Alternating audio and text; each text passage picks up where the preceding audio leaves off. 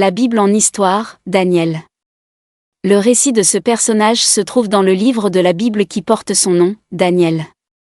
Le prophète Daniel était un Israélite de famille noble, déporté avec quelques compagnons à Babylone par Nebuchadnezzar, roi de Babylone, pour y être au service du roi. Il a reçu le nom babylonien de Beltchatsar. Il est devenu interprète des rêves et occupera une position importante à la cour du roi. Daniel était issu d'une famille princière de la tribu de Juda. La 4e année du règne de Jehoïakim, roi de Juda, Daniel, alors adolescent, fut emmené à Babylone avec d'autres captifs par Nebuchadnezzar après le premier siège de Jérusalem. À Babylone, Daniel et d'autres jeunes prisonniers de haute naissance, bien doués, furent choisis pour être préparés au service royal.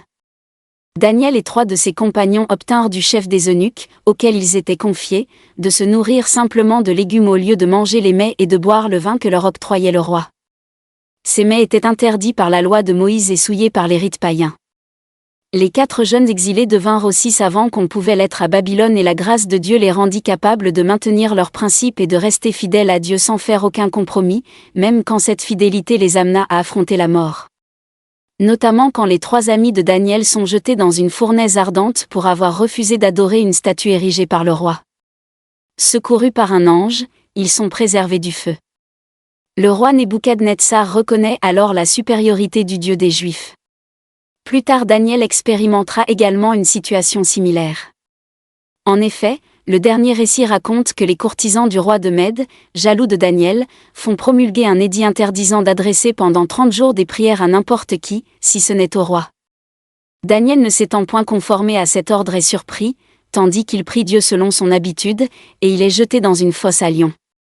Mais les bêtes ne lui ayant fait aucun mal, le roi Darius ordonne de le retirer de la fosse et d'y jeter ses adversaires, puis promulgue un édit royal prescrivant à tous les peuples d'adorer le Dieu de Daniel. La 2e année de Nebuchadnezzar, Daniel expliqua le songe qu'eut le roi, songe d'une grande statue. Grâce à cette réussite, le prophète fut nommé gouverneur de la province de Babylone et chef de tous ses sages.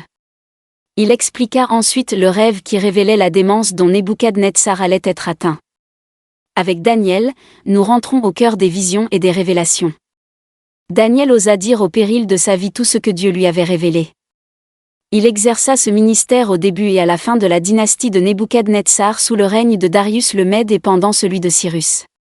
Ses visions s'adressent à Israël, aux nations et sont pour les temps immédiats quand il annonce le déclin de Babylone ou la destruction de l'empire méso-perse. Il parle également des temps messianiques et futurs. En effet, Daniel annonce la venue du Messie, le règne de l'Antichrist, les temps de la grande tribulation, la fin des temps avec le glorieux retour de Christ, de la résurrection et du jugement. Daniel donne un exemple remarquable de droiture et de sagesse. Intégrité, fidélité et courage, voilà les 3 qualités réunies qui ont fait de Daniel, dès sa jeunesse, un témoin véritable, serviteur utile à l'œuvre de Dieu et au bénéfice des autres. Nous découvrons à travers l'histoire de Daniel plusieurs traits du caractère de Dieu. Il est le Dieu protecteur, révélateur, libérateur, juge et tout-puissant. Daniel nous montre aussi que la seule voie efficace pour une vie agréable à Dieu, c'est d'avoir un cœur intègre qui ne fait aucun compromis.